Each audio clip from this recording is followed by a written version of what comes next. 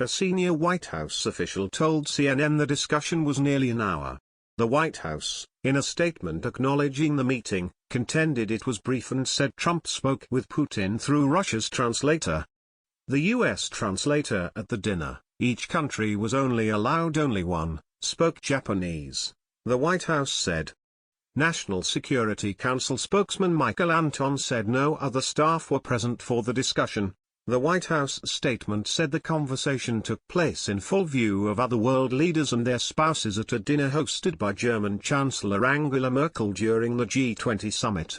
Trump was seated near Japanese Prime Minister Shinzo Abe and Abe's wife, while First Lady Melania Trump was seated next to Putin. The White House said Trump went over to his wife and spoke with Putin near the dinner's end. The discussion came after their scheduled, 2-hour-long bilateral meeting earlier that day. The White House, in its statement, sought to downplay the significance of the discussion. It is not merely perfectly normal, it is part of a president's duties to interact with world leaders, the statement said. The statement also disputed characterizing the discussion as a second meeting, but instead called it a brief conversation.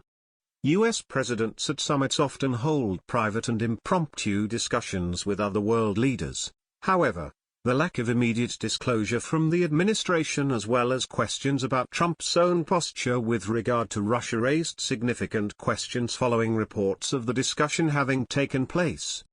Democratic Delaware Senator Chris Coons, speaking on CNN's The Situation Room with Wolf Blitzer, said he had heard of the meeting from a source on Tuesday morning. Coons said his source suggested Trump got up and went over to sit down and speak with Putin for a very long period of time. There was a couples-only social dinner at the G20. Toward the end, the president spoke to Putin at the dinner. No staff or cabinet were at the dinner at all, for any of the countries, with the exception of translators, Anton said. Russia says it reserves right to retaliate in compound dispute. Coons said Trump didn't bring a U.S. translator and relied on Putin's, which the senator called a basic failure in terms of national security protocol. Asked if there was any depth to the conversation, Coons said there was no way to know.